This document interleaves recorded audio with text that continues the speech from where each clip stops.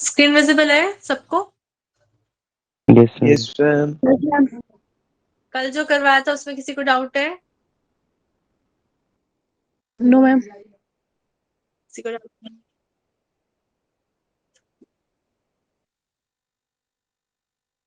तो न्यूटन का second law क्या देता है हमें? फॉर्मूला। फॉर्मूला देता है। पहला लॉ डेफिनेशन। डेफिनेशन देता है। अब यहाँ पे वेट लिखा हुआ है। वेट क्या होता है? Force into distance. Force exerted by gravity. Force. ठीक है। अगर मैं यहाँ पे लिखूं वेट का फॉर्मूला क्या होता है? mg। mg होता है ना? तो अगर मैं आप लोगों से बात करूं कि m क्या है यहाँ पे मास। और ये एक्सेलरेशन ड्यू टू ग्रेविटी, और ये हो गया मास इनटू एक्सेलरेशन, तो ये बन जाएगा फोर्स। और ये फोर्स कौन सा होता है? वो फोर्स जो एक बॉडी एक्सपीरियंस करती है, किसके कारण? अर्थ के कारण।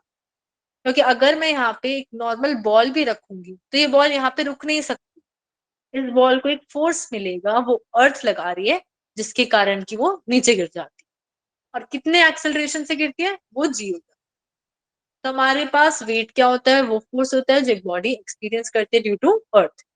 पर ये तभी एक्सपीरियंस कर पाएगी जब अर्थ के पास है। बहुत ज्यादा दूर हो जाएगी तो उस केस में एक्सपीरियंस नहीं कर पाती है। ये बात समझ आई है सबको? Yes yes ma'am. फिर अगर मैं आप लोगों से पूछूं तो यहाँ पे अर्थ है और ये है कोई ऑब्जेक्ट। अब इसकी डायरेक्शन, जो फोर्स, ये जो वेट लग रहा है, टुवर्ड्स द सेंटर होगी या away from the centre?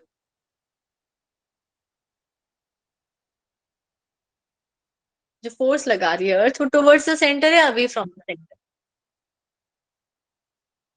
Towards centre. Towards centre.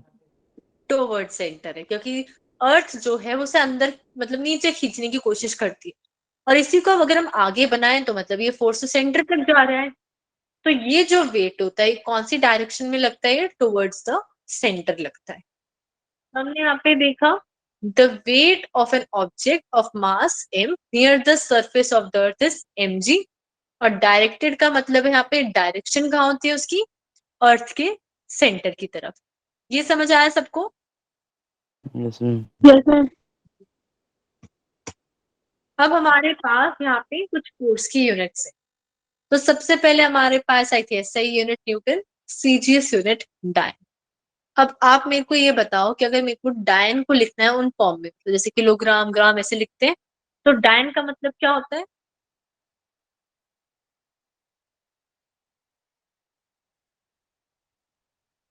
1 gram centimetre पर सेकंड स्क्वायर। ग्राम सेंटीमीटर पर सेकेंड स्क्वायर। मास हमारे पास केजी में होता है, पर एसआई में यहाँ पे ग्राम में हो गया। और मीटर पर सेकेंड स्क्वायर होता है एक्सेलरेशन, और मीटर का सेंटीमीटर, सेकेंड का सेकेंड। ये क्लियर है ना सबको? Yes ma'am. Yes ma'am. और 1 न्यूटन में हमारे पास 10⁵ डायन होते हैं। अब यहाँ पे कुछ यूनिट्स हैं ग्रेविटेशनल यूनिट्स, ये इंपॉर्टेंट होती है कि अगर मैं कोई भी ये देखूं ऑब्जेक्ट, कि यहाँ पे एक छोटा सा ब्लॉक है, कि इस पे इतना कितना फोर्स लगाऊं कि ये एक्सेलरेशन से मूव करने लग जाए, वो बेसिकली हमारा ग्रेविटेशनल यूनिट का फोर्स होता है। उसको समझते हैं।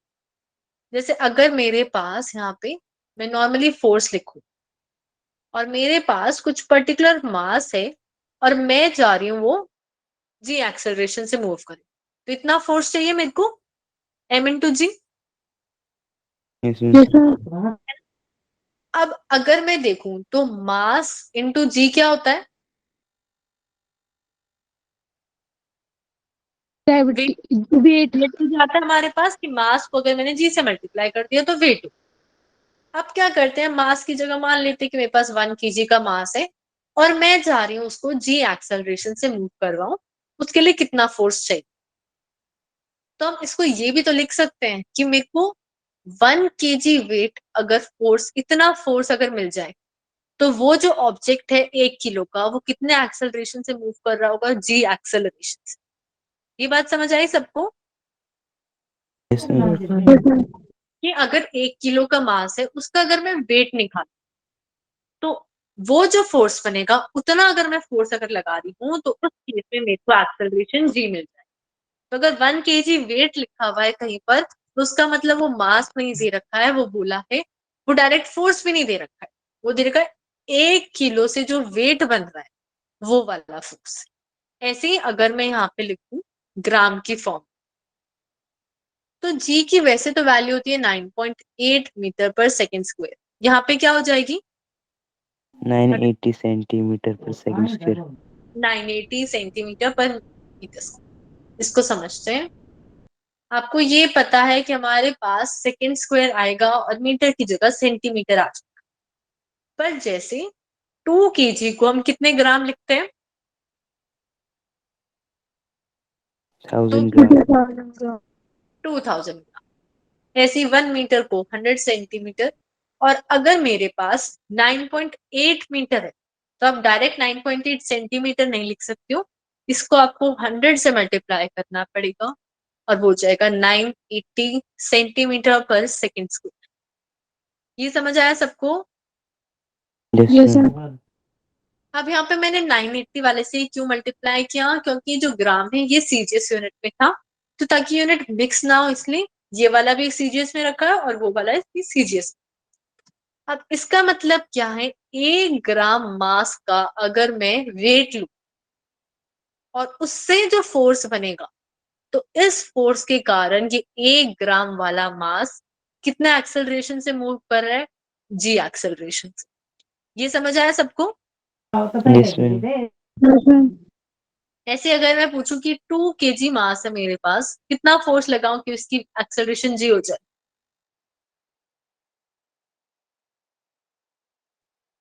क्या लिख सकते हैं हम 2 kg वेट लिख सकते हैं कि 2 kg का अगर मैं वेट निकालूंगी तो वही फोर्स आ जाएगा जिसमें एक्सेलरेशन जी है।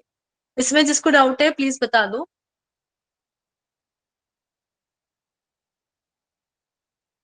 किसी को डाउट नहीं है? मैम अब यहाँ पे लिखा हुआ है फोर्स वेक्टर क्वांटिटी, अब ऑलरेडी डिस्कस कर चुके हैं हम लोग। अब यहाँ पे एक टर्म है इम्पल्स। इम्पल्स क्या होता है, फोर्स इनटू टाइम। मतलब क्या होता है? Force acting for short period of time. Correct, जो फोर्स बहुत छोटे से टाइम के लिए लगता है उसे कहते हैं इम्पल्स। जैसे जब गाड़ियों की टक्कर होती है तो वो बहुत छोटी सी देर के लिए होती है, पर कितना लॉस हो जाता है, कितना डैमेज हो जाता है ना गाड़ियों का। यस और अगर, अच्छा ठीक है, अब यहाँ पे बात करते हैं, एक कार है इधर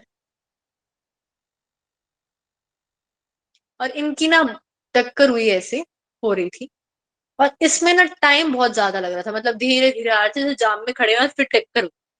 और दूसरा केस है, यहाँ पे कार है और ये साइड से कार आ रही थी और इसने साइड से जाते हुए इसको टक्कर मारी बहुत छोटे से टाइम के लिए, तो किसमें ज्यादा डैमेज होगा? सेकंड वाले में। Second. सेकंड वाले में। तो सेकंड वाले में क्या हुआ, टाइम बहुत कम लग रहा था पर फोर्स बहुत ज्यादा बड़ा प्रोड्यूस हुआ। पर यहाँ पे अगर मैं इसे जाम में खड़े हुए का टक्कर लग रहा है तो थोड़ा सा ही उनके बम्पर फिट गए बस, तो उसमें क्या हुआ, हमारे पास जो डैमेज हुआ वो कम हुआ, फोर्स कम हुआ। तो वो जो फोर्स होता है जो बहुत छोटे टाइम के लिए एक्सर्ट होता है और उससे जो फोर्स प्रोड्यूस होता है वो बहुत बड़ा होता है, उसको कहते हैं इम्पल्स। ये समझ आया सबको? Yes yes Yes, ma'am. ma'am.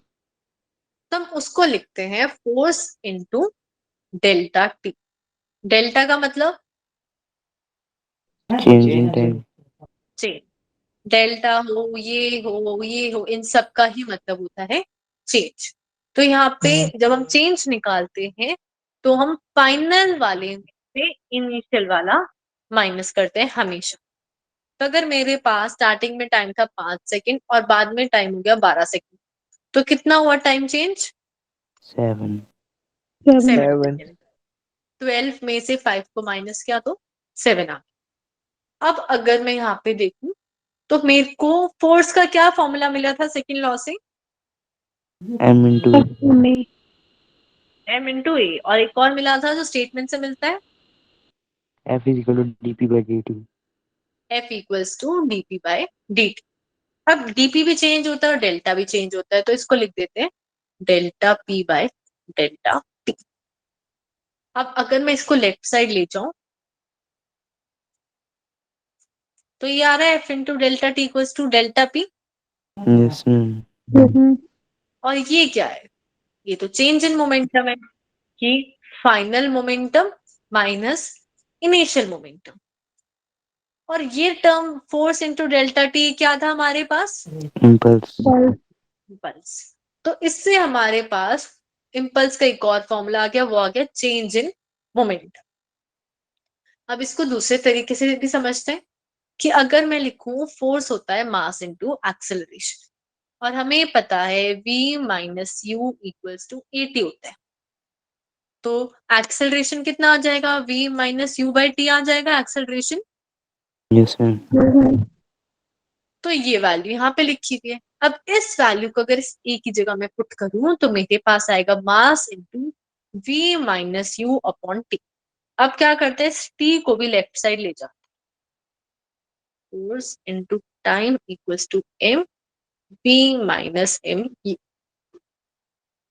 अब v हमारे पास फाइनल वेलोसिटी होती है, u इनिशियल वेलोसिटी होती है, और मास इंटू वेलोसिटी क्या बन जाता है? Momentum. Momentum. मोमेंटम। करेक्ट।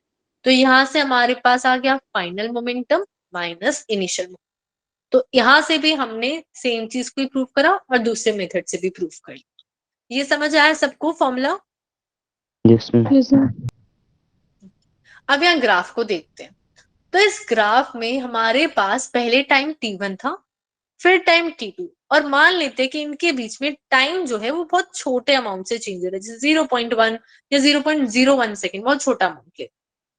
तो उस केस में अगर हम देखें इतने छोटे से टाइम में हमें कितना बड़ा फोर्स मिल रहा है, इतना ज्यादा। और ये किसके कारण मिल रहा है? इम्पल्स के कारण। ये समझ आया सबको? Yes, ma'am. Yes, क्या हम ma'am. देखते हैं कि इतने छोटे से टाइम में अगर मैं कंपेयर करूं एक्स और वाई एक्सिस को, छोटे से चेंज में हमें फोर्स कितना ज्यादा बड़ी वैल्यू से मिले। अब अगर मैं आप लोगों से पूछूं कि ये जो ग्राफ है इसका स्लोप क्या देगा, फोर्स और टाइम के ग्राफ का स्लोप, फोर्स और टाइम के उसमें ही बताओ कि एफ बाई टी होगा या एफ इंटू टी होगा? F by T. F by T होगा। और area? F into T. F into T. अब मेरे को बताओ, स्लोप से इम्पल्स निकाल सकते हैं या एरिया से? Area से. हम लोग एरिया से इम्पल्स निकाल सकते हैं। ये समझ आ रहा है ना सबको? ये y वाली एक्सिस अपॉन x वाली एक्सिस, ये y वाली एक्सिस इंटू x वाली एक्सिस। क्लियर है Yes, सबको? ma'am. अब Yes, उससे ma'am. पहले एक बार ये बता दो कि डायमेंशनल फॉर्मूला क्या होता है इम्पल्स का? MLT minus 1. और किसी का भी देख लेते हैं। MLT minus 1. M L T minus one ही आएगा, क्योंकि इम्पल्स क्या होता है? मोमेंटम का चेंज तो है, तो मोमेंटम ही। तो M L T minus one. और ऐसा ही unit Newton second. Newton second. Newton second कैसे आए? क्योंकि हमारे पास फोर्स और टाइम को मल्टीप्लाई कर रहे हैं, तो फोर्स की न्यूटन और टाइम की सेकेंड। और एक और बता दो ऐसा यूनिट,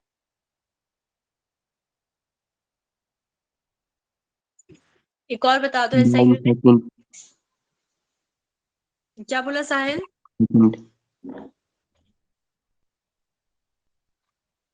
किसी क्लियर हुआ साहिल ने क्या बोला? No, ma'am. CGS. नहीं नहीं, सीजीएस नहीं, ऐसा यूनिट ही बतानी है।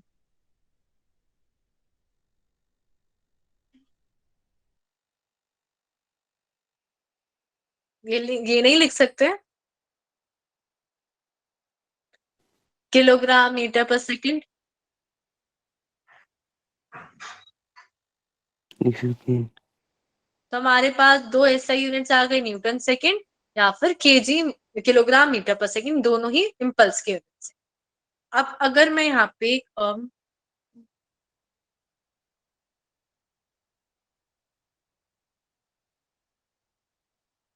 0.26 ये है टाइम और ये है हमारे पास force.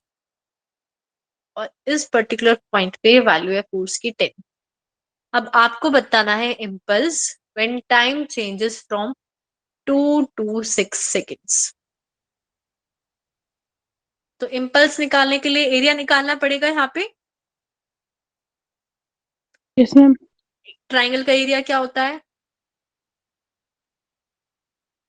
Half into B into H. Half into base into height. यहाँ पे बेस कितना है? 4। यहाँ पे बेस 4 है। देखो क्योंकि 2 से 6 तक वैल्यू चेंज हो रही है, तो इसके बीच का रास्ता कितना हो गया? 6 - 2 4। और हाइट कितनी है यहाँ पे? 10। 10, 10। तो कितना आ गया हमारे पास एरिया? 20। 20, 20। और ये ही 20 किस चीज की वैल्यू आ गई? पल्स। इम्पल्स की। pulse. करेक्ट। अब जब इम्पल्स आ गया और हमें बताना है कि बताओ कि फोर्स कितना लग रहा है अगर टाइम चेंज हो रहा है 0.1 सेकेंड से। तो हमें पता है इम्पल्स होता है फोर्स इंटू टाइम। तो अगर इम्पल्स पता है, टाइम पता है 0.1 सेकेंड, फोर्स निकाल सकते हैं। कितना आ Yes, जाएगा ma'am. फोर्स यहाँ पे? 200. 200 आ जाएगा। करेक्ट। तो हमने यहाँ पे क्या किया? टोटल इम्पल्स कैलकुलेट करा ग्राफ से, और फिर अगर हमें टाइम चेंज दे रखा है तो हमने देखा उतने टाइम में कितना फोर्स लग रहा है। तो आपको अगर यहाँ पे ग्राफ पे दे रखा होता कि 0.1 सेकेंड टाइम हो रहा है और ये फोर्स लग रहा है, तो उस फोर्स का नहीं पूछा था क्वेश्चन में। क्वेश्चन में पूछा था जो इम्पल्स बन रही है उसके हिसाब से अगर हम फोर्स कैलकुलेट करें तो कितना लग रहा था जब टाइम इतने अमाउंट से चेंज हो रहा था। ये क्लियर है सबको? Yes, ma'am. Yes, ma'am. Yes, ma'am. अब यहाँ पे कुछ एप्लीकेशंस ऑफ इम्पल्स है, वो देखते हैं। अगर हमारे पास जैसे क्रिकेटर वाला केस है, तो हमारे पास बॉल आ रही थी मान लेते हैं 100 की स्पीड से, और इसका मास था 2 kg। फिर जब ये क्रिकेटर बॉल कैच कर रहा है तो इसकी वेलोसिटी कितनी होगी? जब बॉल कैच करते हैं तो वेलोसिटी कितनी होती है? 0. 0. 0 जाती है। करेक्ट। अब मेरे को बताओ कि मोमेंटम अगर मैं पूछूं तो लेफ्ट वाला इनिशियल है या राइट वाला?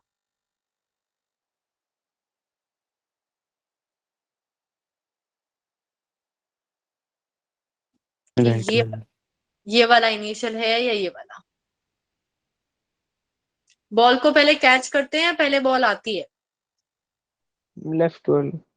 लेफ्ट वाला इनिशियल है। पहले बॉल आएगी उसके बाद कैच करेंगे ना। तो ये वाला हमारा इनिशियल हो गया, ये वाला हमारा फाइनल हो गया। ये समझ आया सबको? Yes, Yes, ma'am. ma'am. अब ये हमें पता है 100% की भी बॉल तो कैच ही होनी है, तो फाइनल मोमेंटम यही होगा। और स्टार्टिंग में इतनी स्पीड से आ ही रही थी 100 से, तब चेंज इन मोमेंटम कैलकुलेट करते हैं। तो फाइनल वाला 0 हो गया और स्टार्टिंग वाला हो गया 200। तो ये आ रहा है हमारे पास चेंज इन मोमेंटम। और Yes, जब ma'am. हम ma'am. बॉल कैच कर रहे थे तो उस केस में ये वैल्यू फिक्स है कि इससे बदलेगी नहीं वैल्यू। और चेंज इन मोमेंटम से क्या मिल रहा था? Impulse. इम्पल्स मिल रहा था। तब मैं लिखती हूँ force into time is equal to impulse. अब आपको पता है ये जो इम्पल्स है ये कांस्टेंट है के, तो मैं ऐसे लिख सकती हूँ force is inversely proportional to time. जैसे ही कांस्टेंट आ गया तो उसको हटा के प्रोपोर्शनैलिटी लगा सकते हैं। Yes, ma'am. Yes, ma'am. ये सबको समझ आया है ना? Yes, Yes, ma'am. ma'am. Yes, ma'am. Yes, ma'am. इसका मतलब क्या है कि अगर हम टाइम बढ़ाएंगे तो फोर्स कम लगेगा, और अगर हम टाइम को कम करेंगे तो फोर्स ज्यादा लगेगा। तो अगर हम जैसे क्रिकेटर वाला केस थे, तो क्रिकेटर एक्स्ट्रा टाइम क्यों लगाता है कैच करने में? क्योंकि हमें पता है भाई मोमेंटम तो इतना ही चेंज होता है, पर अगर हमने टाइम इंक्रीज कर दिया तो जो हाथ पे फोर्स था वो कम हो जाता। ये क्लियर है सबको? Yes, ma'am. Yes, ma'am. More is the time, lesser is the force. अब इसी का दूसरा एग्जाम्पल देखते हैं हम। ये कार में नीचे वाले केस में क्या खुल रहा है? ये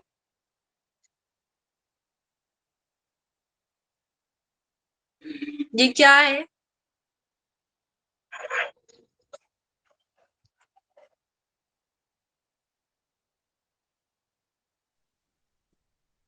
air bag. Sudhansh, air bag है ना ये? किसी को नहीं पता? और यस मैम। ये हमारे पास कार में एयर बैग खुल रहा है। अब एयर बैग का क्या फायदा होता है? अगर एयर बैग नहीं लगा हुआ है तो यहाँ पे आदमी कार में बैठा हुआ था, उसकी सीधा जाके टक्कर हो जाएगी। ये सामने जो हैंडल है या शीशा है उसमें सीधा 1 सेकंड में जाके टक्कर हो जाएगी। पर अगर अब हमने यहाँ पे एयर बैग लगा दिया तो जो टक्कर होनी थी हमारी और शीशे की, हैंडल की, जिस भी चीज के साथ, उस टक्कर में जितना टाइम लगना था वो हमने टाइम बढ़ा दिया है। तो जैसे ही टाइम बढ़ेगा फोर्स क्या हो जाएगा? कम हो जाएगा और हमें कम चोट आएगी। जैसे अगर आप यहाँ पे खड़े हो और आपका कोई फ्रेंड पीछे से पुश कर दे और ये हमारे पास वॉल है, तो आप सीधा जाके दीवार पे गिरोगे, यस मैम। है ना? और आपके सर पे चोट लग जाए। पर अगर अब यहाँ पे आप खड़े हो और यहाँ पे एक बलून लगा हुआ है ऐसे, और अब आपका ये फ्रेंड आपको पुश कर रहे तो आप बलून में जाके टक्कर लगेगी आपकी। पर बलून क्या करेगा? अंदर अंदर अंदर अंदर और पुश स्क्वीज होता जाएगा, तो आपका कोलिजन का जो टाइम है वो इंक्रीज हो जाएगा। तो इसमें आपको चोट कम लगेगी और उसमें आपको चोट ज्यादा लगेगी। तो हमने टाइम को इंक्रीज किया ताकि फोर्स क्या हो? कम लगे। क्लियर है सबको? Yes ma'am. Yes ma'am. अब क्या आप कोई एग्जाम्पल दे सकते हो इम्पल्स का? कोई भी डेली लाइफ का?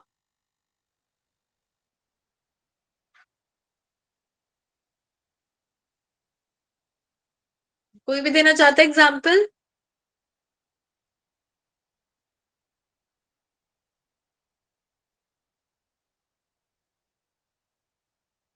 इतना मुश्किल तो क्वेश्चन नहीं पूछा मैंने।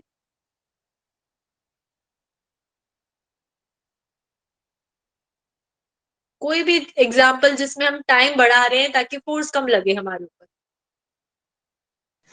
जैसे कि हम गिरते हैं सीमेंट में तो हमें ज्यादा लगती है और गद्दे में कम लगती है। हाँ करेक्ट, कि अगर हम सीमेंट में गिर रहे हैं तो क्या हो गया? कोलिजन टाइम कम हो गया। वही में अब गद्दे में गिर रहे हैं, मिट्टी के उस पे गिर रहे हैं, तो दोनों ही केस में हमें कम लगेगा फोर्स। अब हमारे पास न्यूटन का तीसरा लॉ आ गया। ये क्या कहता था? कितने फोर्स चाहिए? 3, 4 या 2? 2। हमेशा हमें 2 फोर्स चाहिए कम से कम। एक जो हम लगा रहे हैं और एक उसके बदले में जो हमें रिएक्शन मिलता है। तो यहाँ पे जो स्टेटमेंट है छोटी सी तो है कि टू एवरी एक्शन, मतलब जो हम हर एक्शन करते हैं कुछ ना कुछ इक्वल एंड अपोजिट रिएक्शन मिलता है। यहाँ पे बस इक्वल एंड अपोजिट इंपॉर्टेंट है कि जितना भी हमने फोर्स लगाया, अगर 5 न्यूटन का लगाया तो उतने ही साइज का हमें रिएक्शन मिलेगा और वो अपोजिट होगा। अगर हम इस साइड लगा रहे हैं तो हमें अपोजिट डायरेक्शन में रिएक्शन मिलेगा। इसको हम ऐसे भी समझ सकते हैं कि अगर मैं लिखूं वेक्टर फॉर्म में, तो force vector A on B, मतलब जो ए लगा रहा है बी पे वो किसके बराबर है? फोर्स जो बी लगा रहा है ए पे। पर यहाँ पे कि नेगेटिव साइन आ गया। नेगेटिव साइन का मतलब opposite direction. Opposite. Opposite direction. Correct, negative sign का मतलब है यहाँ पे कि जो डायरेक्शन है वो अपोजिट होनी चाहिए। अब जैसे यहाँ पे नीचे की कि जो आदमी है यहाँ बोर्ड पे था, इसको बाहर जाना था, तो ये बाहर जाने के लिए फोर्स लगाता है ऐसे आगे की तरफ जाने के लिए, मतलब ये इसने काम किया एक्शन। पर क्या होता है? इस एक्शन के बदले ये जो बोट है कि रिएक्शन प्रोड्यूस करती है जिसके कारण बोट पीछे की तरफ जाती है। मतलब अगर एक चीज आगे की तरफ जा रही है तो दूसरी चीज क्या हुई? उसने फोर्स लगाया कि वो पीछे की तरफ है। इसीलिए अगर आपने देखा होगा तो कहीं पे भी अगर बोट है और बोट पे से हमें उतरना होता है तो पहले उस बोट को कहीं बांधा जाता है, क्योंकि उतरते वक्त ये बोट हमेशा पीछे खिसकती है। तो अगर हम ये नहीं बांधेंगे तो उतरते वक्त अगर ये बोट ज्यादा पीछे खिसक गई तो पानी में डुबकी लगानी पड़ेगी इसको पकड़ के लाने में। इसीलिए हम बांध के रखते हैं ताकि इजीली हम उतर जाए और चढ़ जाए। क्लियर है सबको? Yes Yes, ma'am. अब यहाँ पे कुछ इंपॉर्टेंट पॉइंट्स हैं इसी एक्शन और रिएक्शन पेयर्स के बारे में, वो समझते हैं। सबसे पहले पॉइंट है occurs simultaneously। simultaneously मतलब एक साथ। एक साथ, कि अगर मैं यहाँ पे कुछ फोर्स लगा रही हूँ तो जैसे जैसे मैं लगा रही हूँ उसी के साथ में मेरे को रिएक्शन मिल रहा है। ऐसा नहीं है कि मैं ये फोर्स आज लगाया और रिएक्शन कल मिल रहा है, ये हमें इंस्टेंट मिलता है और साथ में मिलता है। फिर दूसरा है कि अपोजिट डायरेक्शन, कि अगर हम इस डायरेक्शन में फोर्स लगा रहे हैं तो हमेशा अपोजिट ही डायरेक्शन में मिलेगा। अगर सेम डायरेक्शन में होंगे तो वो ऐड होंगे या सब्ट्रैक्ट होंगे?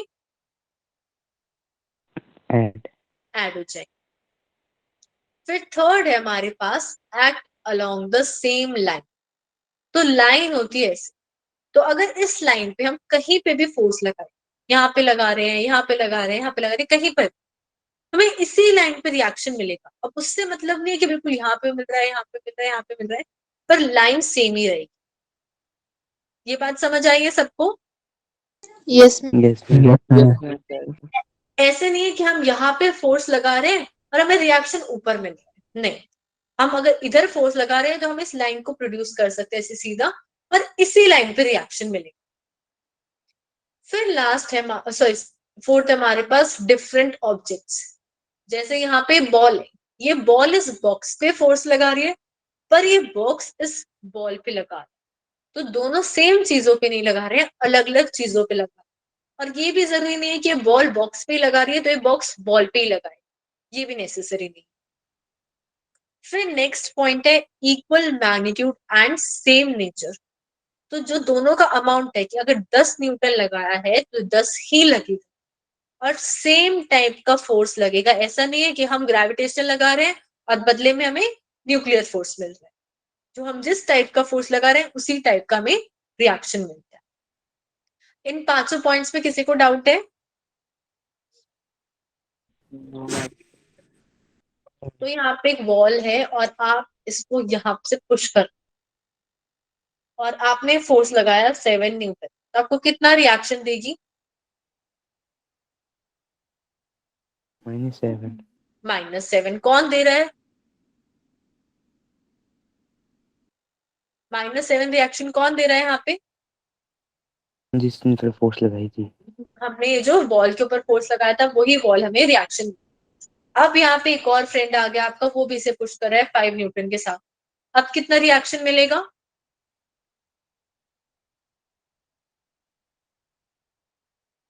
-12 मिल जाएगा ना? Yes ma'am. अब यहाँ पे मान लेते हैं आपने इधर से फोर्स लगा रहे हो इस दीवार पे, पर मैं कह रही हूँ अभी रिएक्शन ना ऊपर से मिल रहा है, इस लाइन पे ये मिल रहा है, तो अब क्या होगा? अगर ये दीवार आपको ऊपर से रिएक्शन देने लग गई तो क्या हो जाएगा?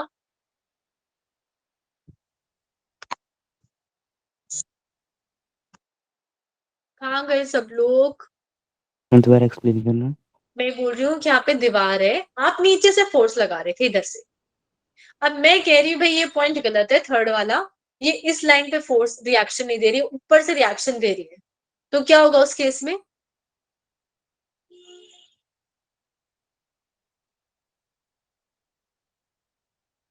ये दीवार टूट के आपके ऊपर गिर जाएगी ना? यही होगा या नहीं होगा? Yes ma'am. बाकी लोगों को समझ आ रहा है मैं क्या बोल रही हूँ? Yes, ma'am. कि अगर हमने जो लाइन ही बदल दी रिएक्शन की तो हमारे पास कुछ और ही रिजल्ट मिल गए। तो हमें क्या मिला? ये दीवार टूट के नीचे गिरने लग गई। अब यहाँ पे थर्ड लॉ के एप्लीकेशन समझते हैं कि अगर हम बात करें ग्राउंड की, तो हम यहाँ पे खड़े हैं, हम हमेशा हमारा कुछ ना कुछ वजन तो है, तो हम डाउनवर्ड वेट लगा रहे हैं। जैसे मान लेते हैं 40 kg है तो हमने 40 × 10 400 न्यूटन डाउनवर्ड वेट लगाया।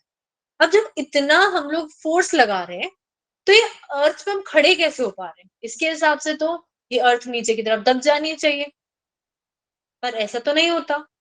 क्यों नहीं होता है? इतनी फोर्स ऊपर की तरफ मिलती है। रिएक्शन मिलता है opposite। करेक्ट, क्योंकि हमें जो है अर्थ जो है उतना ही अपोजिट रिएक्शन दे देती है। हम जहां पे खड़े हैं हमारे पास यहाँ से दो फोर्सेस, सॉरी एक डाउनवर्ड फोर्स लग रहा था 400 न्यूटन का। अब अर्थ ने क्या किया, इसी पॉइंट के अलाउंड हमें 400 न्यूटन का रिएक्शन दे दिया, जिससे क्या होगा, यहाँ पे ये दोनों के दोनों बैलेंस हो जाएंगे और हम अंदर नहीं धंसते हैं, हम सिंक नहीं करते हैं। ये बात समझ आई सबको? Yes, ma'am. Yes, ma'am. Yes, ma'am. Yes ma'am. अब यहाँ पे अगर हम बात करें, जैसे यहाँ पे चेयर पे अगर हम बैठे तो अगर रिएक्शन नहीं मिलता तो हमारे वेट से चेयर हमेशा हमेशा के लिए टूट जाती। पर एक्चुअली में क्या होता है, ये जो चेयर के नीचे के 4 पैर हैं ये अर्थ के साथ जुड़े हुए हैं और अर्थ इन 4 पैरों के थ्रू हमें टोटल रिएक्शन देती है जो हमारे वेट के बराबर होते हैं, जिसके कारण ये बैलेंस हो जाता है और ये चेयर नहीं टूटती है। ये क्लियर है सबको? Yes Yes, ma'am. ma'am. पर अगर यहाँ पे चेयर की मैं बात करूं, ये चेयर ये क्ले है और आप क्ले पे बैठे हो तो वो तो अंदर खिसका धस जाती है, ऐसा क्यों?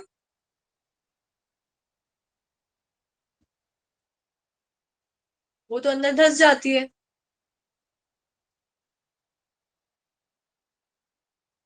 कोई बता सकता है कि अगर हम क्ले पे हैं, मिट्टी पे हैं, उसके ऊपर हम फोर्स लगा रहे हैं तो वो तो अंदर धस रही है।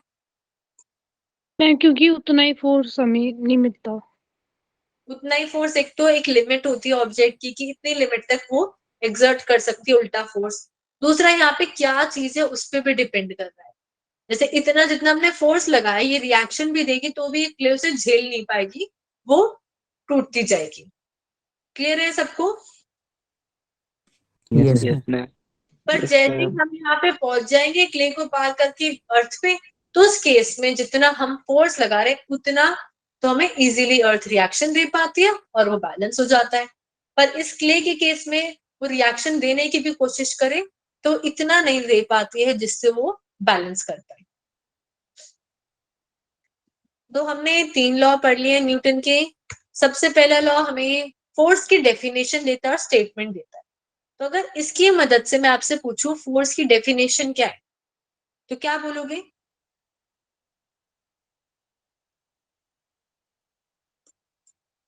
Which force in the state of object.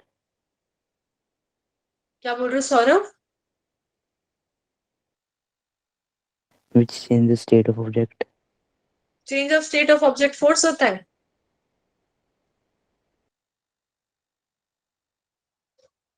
एक चीज मोटे से पतली हो गई वो फोर्स है या वो फोर्स के कारण होता है?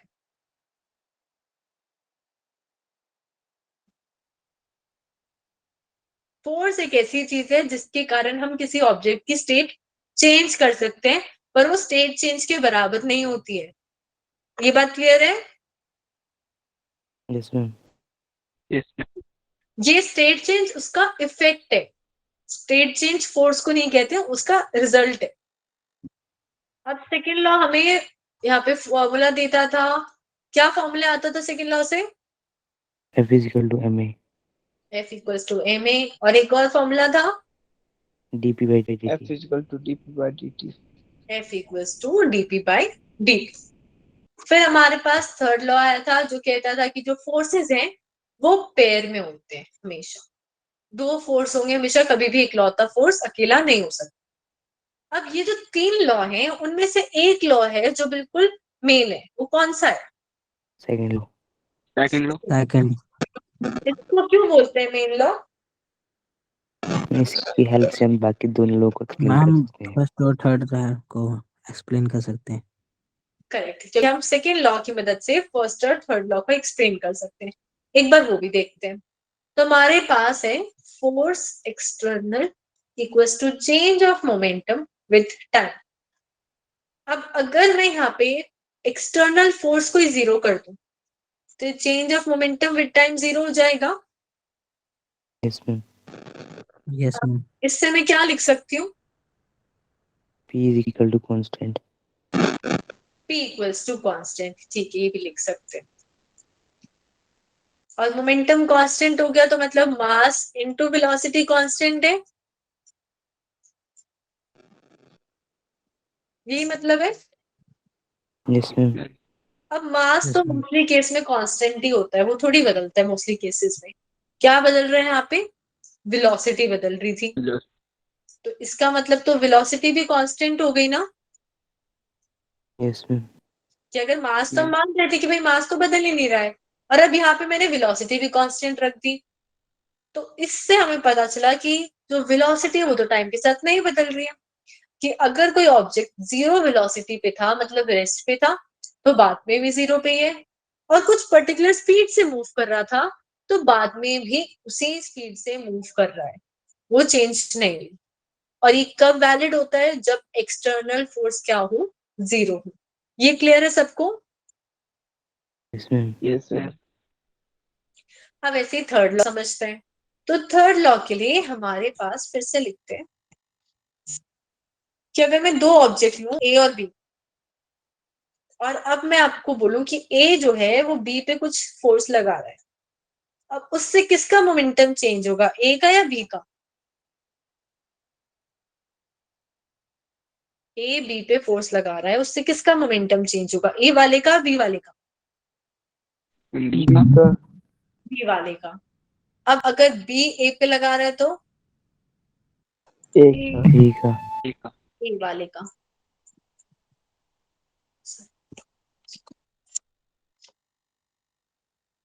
अब अगर मैं यहाँ पे टोटल फोर्स देखूं तो हो जाएगा A on B plus B on A, और राइट साइड में इन दोनों को जोड़ के टोटल मोमेंटम आ रहा था ए प्लस बी।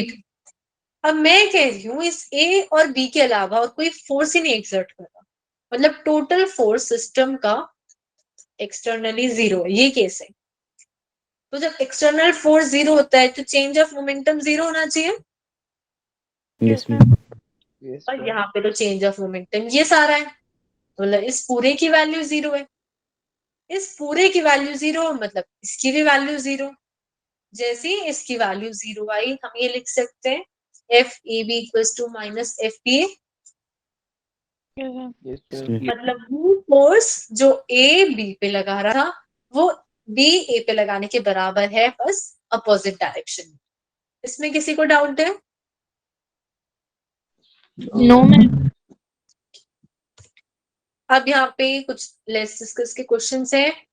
सबसे पहले देखते हैं how are we able to walk if earth exerts equal and opposite force on everybody, does this mean Newton's third law is flawed? कि हमारे पास थर्ड लॉ कहता है कि हर body equal and opposite reaction produce करती है, तो फिर हम चल कैसे पाते हैं? या न्यूटन की थर्ड लॉ में कुछ गड़बड़ी है?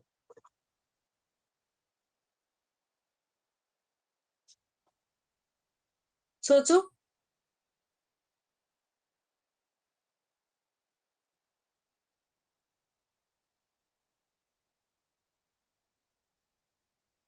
कुछ तो बोलो, क्या न्यूटन का थर्ड लॉ गलत है? No ma'am. वो मैम। तो फिर हम चल कैसे पाते हैं?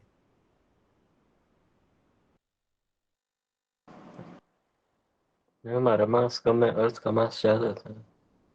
हमारा मास कम है, अर्थ का मास ज्यादा है, तो क्या होगा? हमें रिएक्शन तो बराबर मिल रहा है, जितना हम लगा रहे थे उतना ही रिएक्शन मिल रहा है, अर्थ ज्यादा तो नहीं दे रही है, तो उससे तो वो बैलेंस हो गए।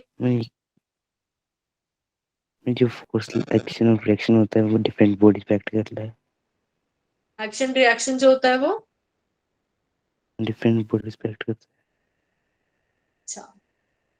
अच्छा, सब लोग थोड़ी देर के लिए कंबल से बाहर निकल के चलने की कोशिश कर सकते हैं? है। No ma'am. नहीं कर सकते हो? तो एक बार खड़े होके देखो, और फिर जब आप चलते हो तो आप अर्थ को पीछे की तरफ पुश करते हो अपने पैर से? Yes, ma'am. Yes ma'am. Yes, ma'am. कि हम लोग अगर नॉर्मली खड़े हैं ऐसे तो ठीक है, पर जब चलना है तो हम क्या करेंगे, अपने पैर को नीचे से उठाएंगे और पीछे की तरफ उसे धक्का मारेंगे, तभी चल पाते हैं ना। Yes ma'am. Yes. तो हमने क्या किया यहाँ पे, ऐसे अर्थ के ऊपर एक फोर्स लगा रहे चलते हुए। अब ये अर्थ है मेरे पास, अर्थ का सरफेस है, और ये अर्थ के अंदर ऐसे फोर्स जा रहा है, ये समझ आ रहा है ना सबको? Yes, ma'am. Yes ma'am. मैंने बोला न्यूटन का थर्ड लॉ तो कहता है फोर्स जितना हम लगाएंगे उतना हमें रिएक्शन मिलेगा, तो हम यहाँ पे कुछ इसी डायरेक्शन के लाएंगे रिएक्शन मिलता है आर। अब हमें पता है इस बॉडी का कुछ तो वेट भी होगा, अब वो वेट तो वर्टिकली डाउनवर्ड ही लगता है, तो ये हो गया mg। अब ये आर जो बीच में लटक रहा है और कुछ एंगल पे, इसको मैं दो पार्ट में तोड़ सकती हूँ। Yes, ma'am. Yes, ma'am. जो इधर हो जाएगा वो आर कॉस थीटा और ऊपर वाला R sin theta. R sine theta. अब नॉर्मल केस में हम लोग नहीं धसते ना, नीचे नहीं सिंक करते, No, ma'am. No, ma'am. तो ये दोनों फोर्स मतलब बराबर होने चाहिए, R sine theta equals to mg। Balance कर दे। Yes, ma'am. पर ये जो आर कॉस थीटा है, इसको यहाँ पे बैकवर्ड साइड में बैलेंस करने के लिए कोई फोर्स नहीं बचा है, ये अकेला रह है, वो भी आगे की तरफ। यही वो फोर्स है जिसके कारण हम आगे की तरफ चल पाते हैं, पर इसके लिए हमें अर्थ को पीछे की तरफ पुश करना पड़ा। अगर हम ये पुश नहीं करते तो हम नहीं चल पा रहे थे। ये समझ आया सबको? Yes, ma'am. Yes, ma'am. Yes, ma'am. तो हमारे पास न्यूटन का थर्ड लॉ फ्लॉड नहीं है, हमने अभी भी एक्शन रिएक्शन को ही यूज करना, बस कंपोनेंट अलग अलग है। अब सेकंड क्वेश्चन है, why we don't get hurt while falling on a mattress. Mattress क्या होता है?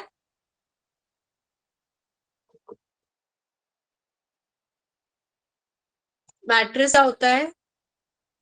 गद्दा। गद्दा। कि गद्दे पे गिरते हुए हमें चोट क्यों नहीं लगती है?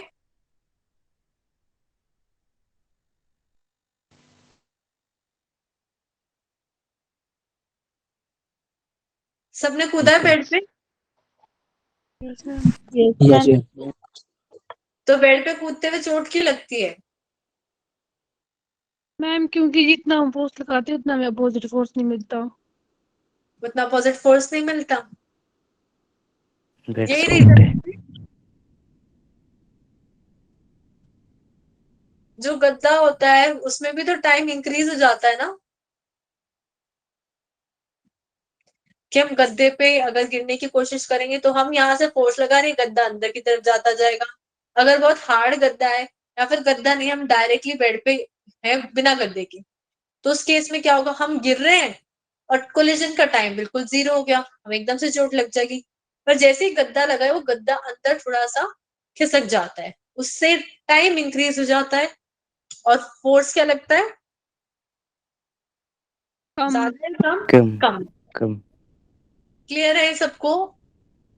Yes, ma'am. Yes, ma'am. फिर नेक्स्ट क्वेश्चन यहाँ पे, if an object has zero net force then does it mean it has zero mass. अगर किसी ऑब्जेक्ट का टोटल फोर्स 0 है तो इसका मतलब उसका 0 मास है। No, ma'am. क्यों? फोर्स का तो मतलब 0 मास हो सकता है ना, अगर फोर्स ही नहीं है तो मतलब मास 0। Acceleration 0 तो फिर net force 0 होती है. कि और कोई आंसर करना चाहता है?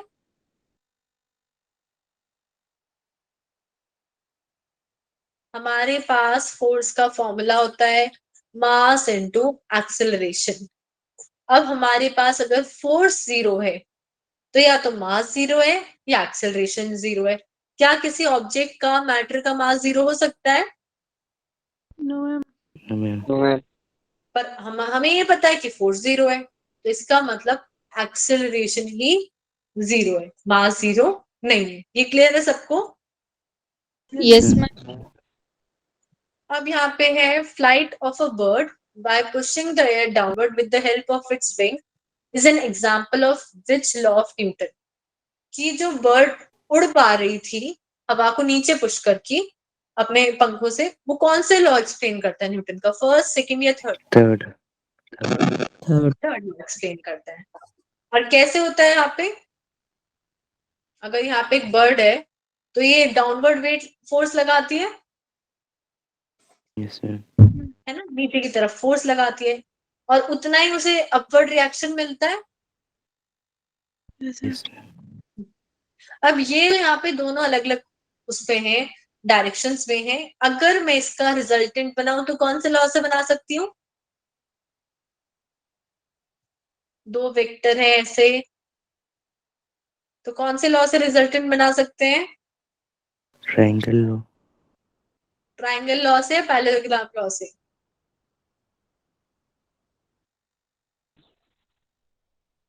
भूल गए सब लोग? दो डायगोनल, दो साइड्स हमारे पास, दो वेक्टर है, तो इनके बीच में रिजल्टेंट बनता है ना, वो भी कौन से लॉ से बन रहा है? पैरेललोग्राम लॉ से। तो रिजल्टेंट अगर मैं देखूं इनका, तो यहाँ बीच की तरफ आ रहा है, और ये क्या है, इस बर्ड को बीच में से पुश करता है कि ये ऊपर चली जाए। क्लियर है सबको? तो इसमें हमने ये एक्शन लगाया और बदले में हमें ये रिएक्शन मिला, और उसके रिएक्शन के ही बदले में यहाँ पे हमें एक रिजल्टेंट मिला। तो इसमें हमने थर्ड लॉ का यूज किया। इसमें किसी को डाउट है? No ma'am. No ma'am. अब यहाँ पे हमारे पास इंटरनल एंड एक्सटर्नल फोर्सेस लिखा हुआ है। इंटरनल का मतलब फोर्सेस हटा दो, इंटरनल पूछ रही हूं मैं। अंदर अंदर मतलब अंदर से अंदर वाले फोर्स या फिर बाहर वाले फोर्स, एक्सटर्नल फोर्स। जैसे अगर हमारी बॉडी में कुछ अंदर की चीज है उसको बोलेंगे इंटरनल, और जो बाहर की चीजें हैं उसको बोलेंगे एक्सटर्नल। तो यहाँ पे लिखा हुआ है does the reaction pair exist with in the considered system. तो अगर हम यहाँ पे बात करें एक सिस्टम की, जैसे ये सिस्टम 1 है, तो क्या रिएक्शन कभी किसी सिस्टम के अंदर भी हो सकता है? तो जैसे मान लो कि आपने एक बॉक्स लिया, उसके अंदर आपने दो चीजें डाली हुई है, एक ये और एक ये, और बाहर ये हार्ड प्लास्टिक है, तो क्या ये प्लास्टिक टूट जाएगा डब्बे डालने से? इसी साइज के क्या ये प्लास्टिक टूट जाएगा?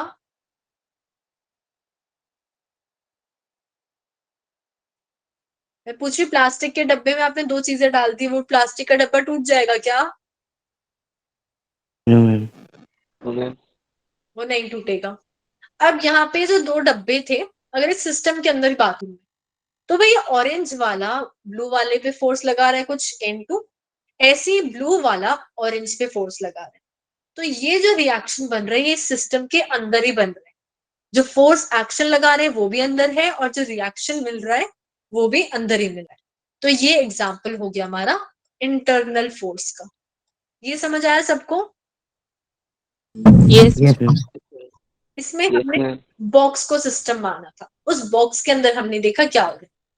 अब यहाँ पे अगर दूसरा केस लें कि अब ये जो बॉक्स है, ये पूरा जो सिस्टम था, उसमें हम लोग यहाँ पे बाहर से फोर्स लगा रहे हैं, उसे बाहर से धक्का दे रहे हैं, तो ये जो डब्बा है ये हमें रिएक्शन देगा ना इस डायरेक्शन में। यस। तो अब यहाँ पे हमारे पास क्या हो रहा है, जो हम फोर्स लगा रहे हैं वो एक्सटर्नल है, पर रिएक्शन हमें कहां से मिल रहा है? रिएक्शन कहां से मिल रहा है यहाँ पे? डब्बे से। यहाँ डब्बे से ही मिल रहा है, सरफेस से मिल रहा है। तो इस केस में तो सिर्फ इंटरनल फोर्स यूज हुए, पर इस केस में हमारे पास एक्सटर्नली फोर्स लग रहा है। ये समझ आया सबको? Yes ma'am. तो ऐसा नहीं है कि सिर्फ सिस्टम के बाहर से कुछ एक्शन होगा तो ही रिएक्शन मिलता है। अगर अंदर भी कोई चीजें हैं वो एक दूसरे पे फोर्स लगा रही हैं तो भी हमें रिएक्शन मिलेगा। इसमें किसी को डाउट है?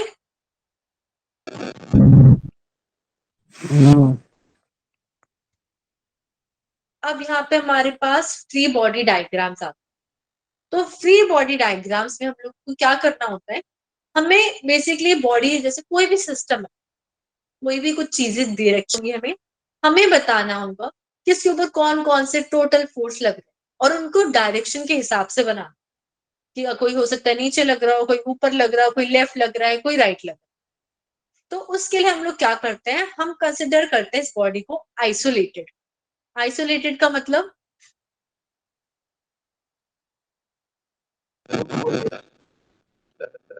आइसोलेटेड का मतलब क्या होता है वैसे बता दो? अकेला। अकेला, है ना। जैसे मान लो कि आपके पास यहाँ पे एक डब्बा रखा हुआ था और बहुत तेज हवा चल रही है, तो आपको ये हवा को कंसिडर नहीं करना, आपको ये सोचना है डब्बा अकेला रखा हुआ है और कोई हमें सिस्टम एग्जिस्ट नहीं कर रहा है, बस ये जो चीजें बनी हुई है बस उन्हीं की बात करनी है। ये क्लियर है सबको? Yes, ma'am.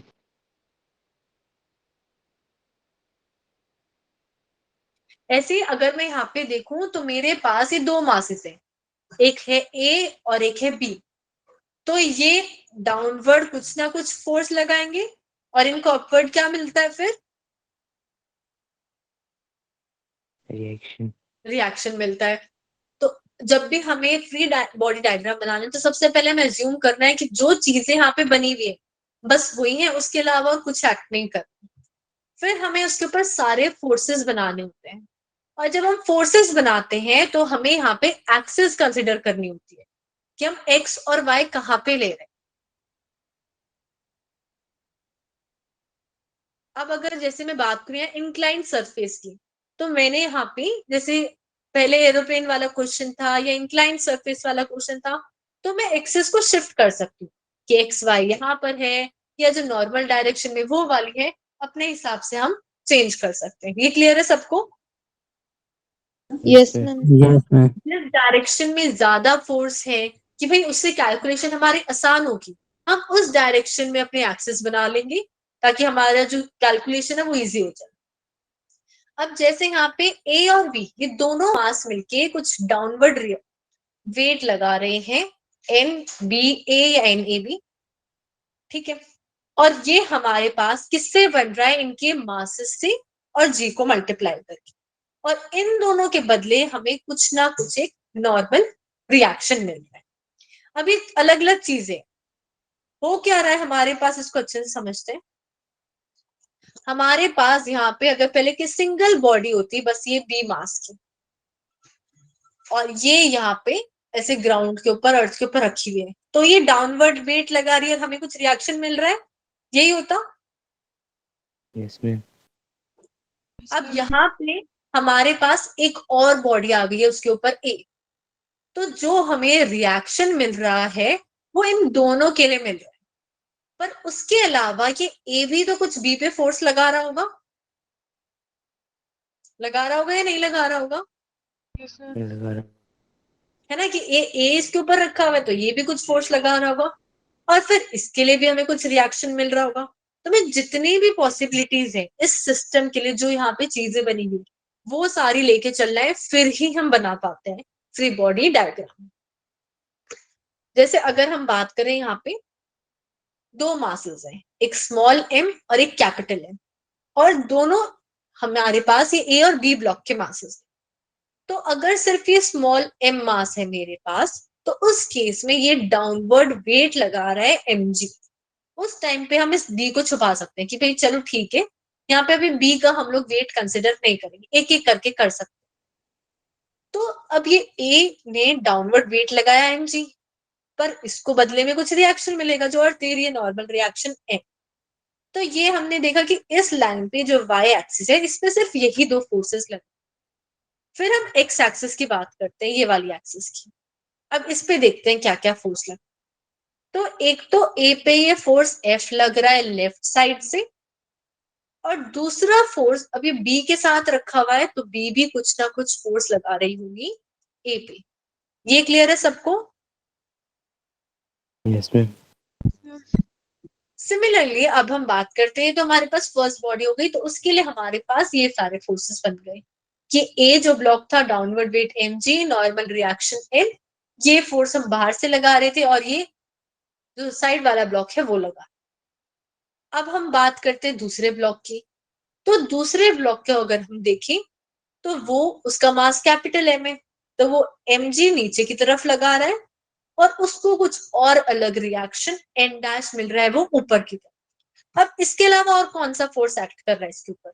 ये F इसके ऊपर नहीं लग रहा था, A के ऊपर लग रहा था, पर क्योंकि A B के साथ कांटेक्ट में है तो ये A वाला भी B पे लगाएगा। यहाँ पे NBA का मतलब है A on B।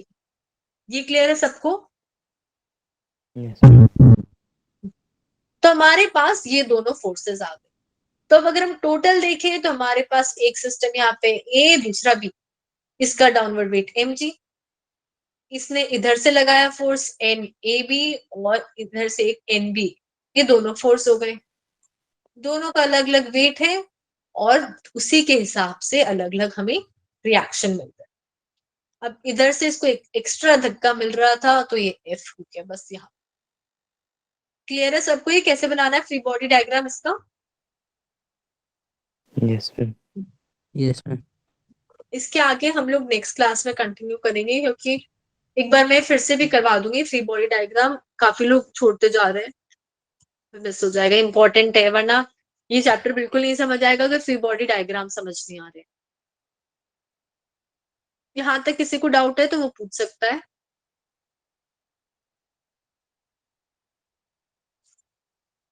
किसी को डाउट नहीं है? No, ma'am. No, ma'am.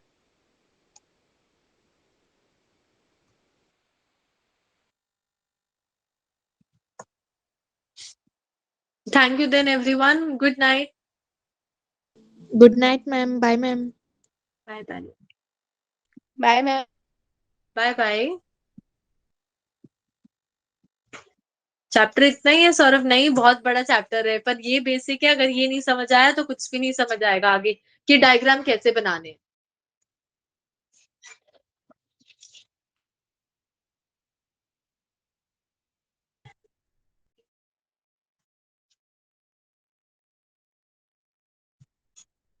हाँ नहीं, न्यूमेरिकल्स भी हैं, उसके अलावा और भी है सौरभ, अभी धीरे धीरे करवाएंगे।